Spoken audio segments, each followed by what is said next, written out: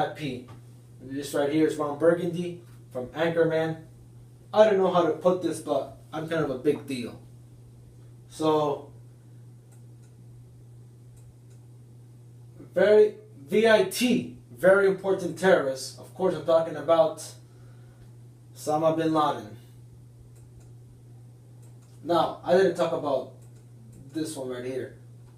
So, Osama bin Laden was the leader of Al-Qaeda, as well as the mastermind of the 9/11 attacks.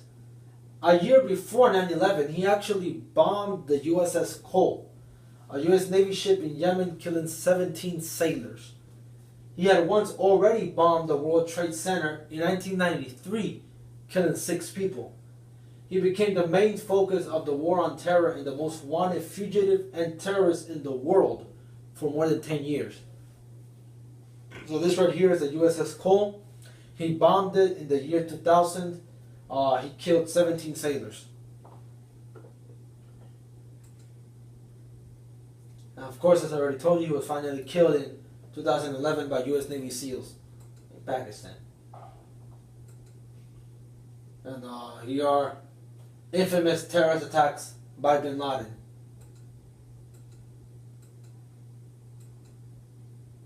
So the 2004 Madrid attacks, which are the worst terror attacks to ever occur in European territory. It nearly killed 200 people. The 2005 London attacks, they killed about nearly 60 people.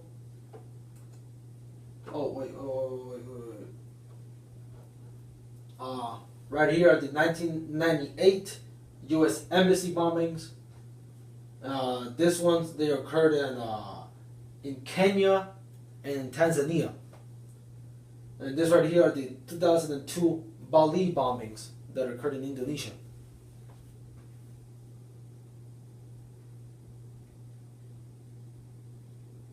So now, did you know that Osama bin Laden was actually born into a very wealthy family?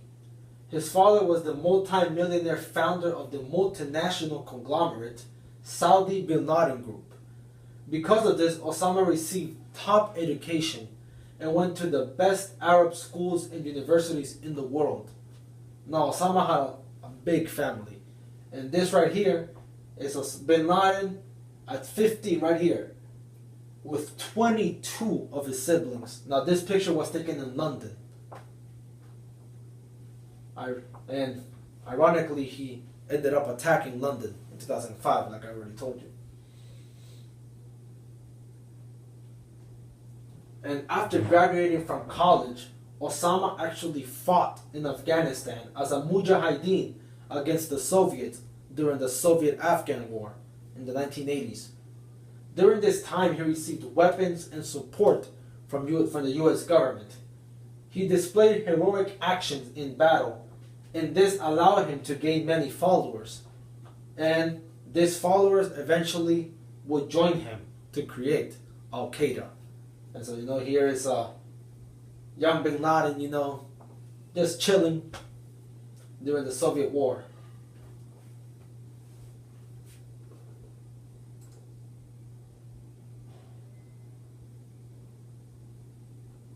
So, of course, VIP, very important precedent.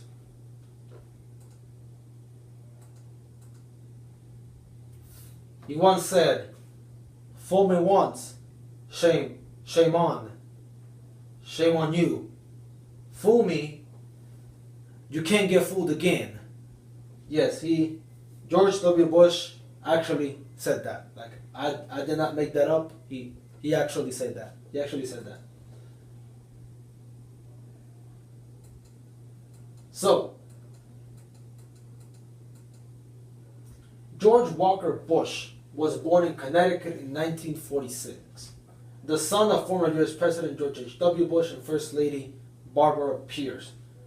He followed in his father's footsteps since he was young. He joined the military and served in the Texas and Alabama National Guard, and went on to become a politician, just like his father. Prior to becoming president, he was the very popular governor of Texas.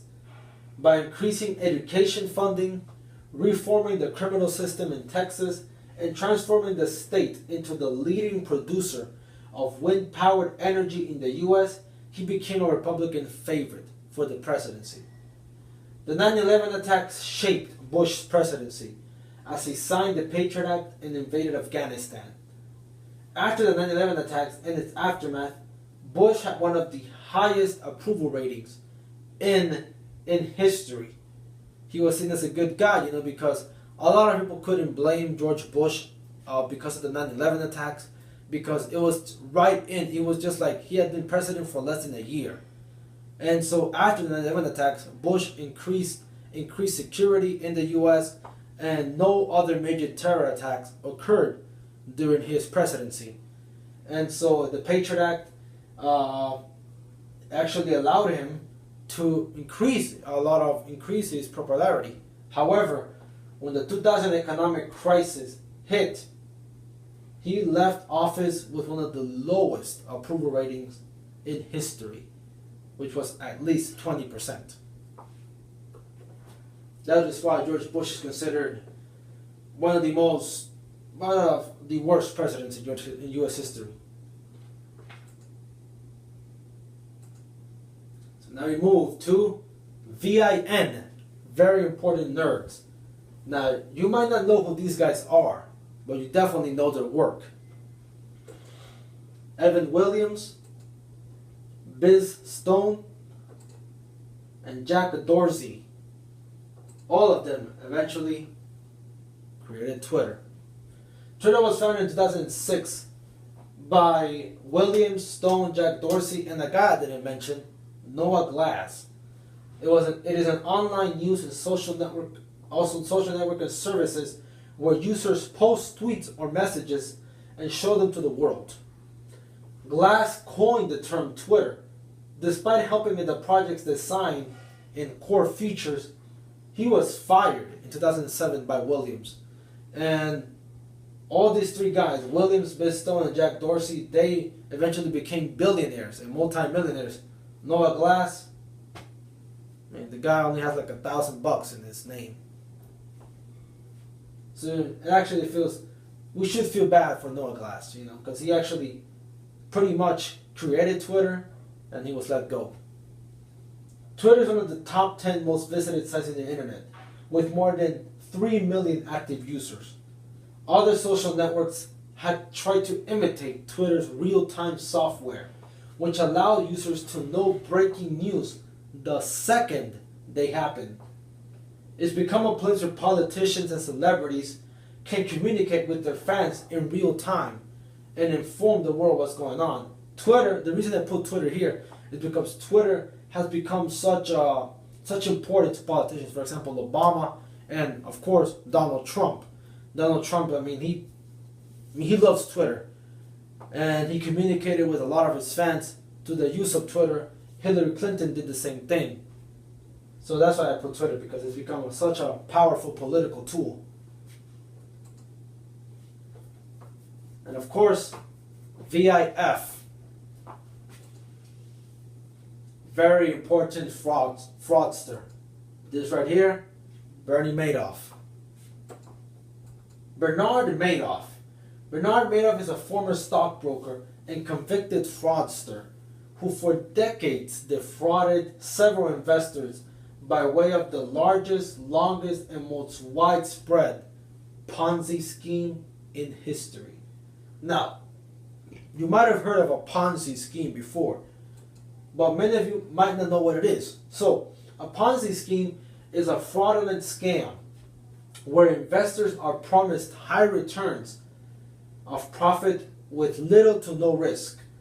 The scheme generates return to past investors by acquiring new ones. This is why in order for the scheme to work, there has to be a constant flow of new investors to provide the returns for past investors. When the flow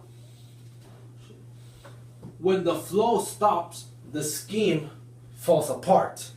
And so you might think that is why Bernard Madoff was eventually convicted. Not really. In 1960, he founded Madoff Securities, an investment bank firm in New York City. The investment bank became really popular, with notable clients including Steven Spielberg and Kevin Bacon.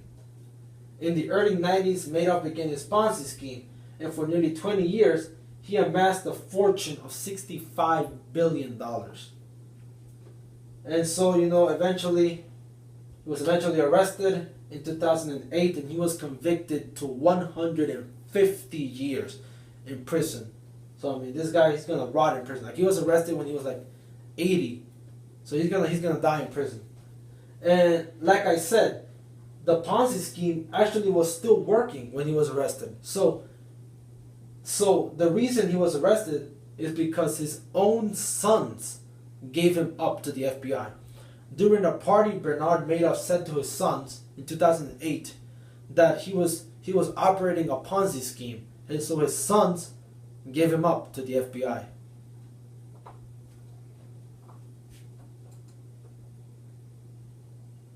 That right there, mugshot.